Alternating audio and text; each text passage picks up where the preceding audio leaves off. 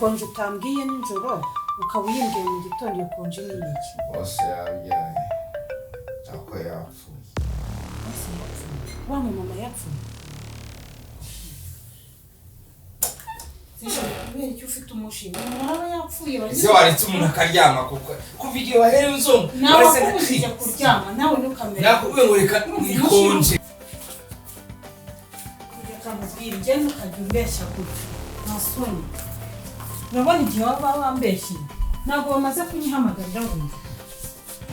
urambeshya urankiritsa kumbi bakwirukanye kuki utigeze ubimbwira kwanza nta n'ibyo kuryama ahangaha ki nta byo kuryama ahangaha nta soni ngo umuzimu si biki oya byose niwo bwa wabiteye nukaye oya ujya he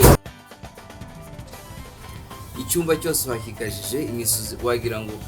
sahubwo ese ntabwo byose iyo sura ngiye imisozi bari class